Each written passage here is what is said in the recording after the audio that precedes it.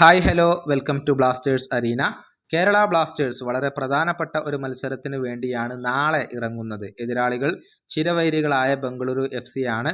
അവരുടെ മൈതാനമായ ശ്രീ കണ്ഠീരവ സ്റ്റേഡിയത്തിൽ വെച്ചുകൊണ്ടാണ് ബ്ലാസ്റ്റേഴ്സിന് ഈയൊരു മത്സരം കളിക്കേണ്ടി വരുന്നത്. കൊച്ചിയിൽ വെച്ചുകൊണ്ട് ഈ രണ്ട് ടീമുകളും തമ്മിൽ ഏറ്റുമുട്ടിയ സമയത്ത് ബ്ലാസ്റ്റേഴ്സ് ഒരു വലിയ തോൽവി ഏറ്റുവാങ്ങിയിരുന്നു.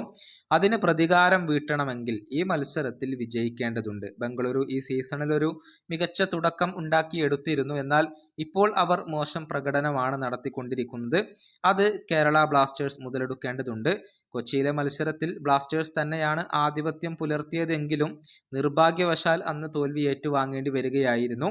നാളത്തെ മത്സരത്തിന് മുന്നോടിയായുള്ള പ്രസ് കോൺഫറൻസിൽ ബംഗളൂരു FC സൂപ്പർ താരമായ സുനിൽ ഛേത്രി പങ്കെടുത്തിരുന്നു. സ്വന്തം മൈതാനമായ ശ്രീ കണ്ഠീരവയിൽ വെച്ച് കളിക്കുമ്പോൾ എതിരാളികൾ ആര് എന്നുള്ളത് വിഷയമാക്കുന്നില്ല എന്നാണ് സുനിൽ ഛേത്രി ഇപ്പോൾ പറഞ്ഞിട്ടുള്ളത്.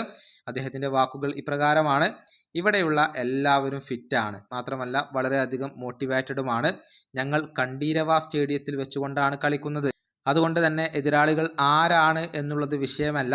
ഞങ്ങൾ നല്ല രൂപത്തിലാണ് ഇപ്പോൾ ഉള്ളത്, കൂടുതൽ കരുത്തരായി അനുഭവപ്പെടുന്നു, വളരെ ഐക്യത്തോടു കൂടിയാണ് ഞങ്ങൾ നിലകൊള്ളുന്നത്. ഒരു ഗ്രൂപ്പ് എന്ന നിലയിൽ ഞങ്ങൾ ശക്തരാണ്. ഇതാണ് സുനിൽ ഛേത്രി ഇപ്പോൾ പറഞ്ഞിട്ടുള്ളത്.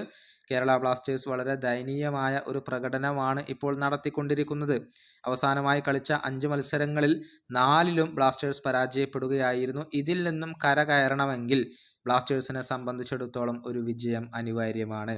ഈ വീഡിയോയുടെ അവസാനിപ്പിക്കുന്നു. മറ്റൊരു വീണ്ടും കാണാം.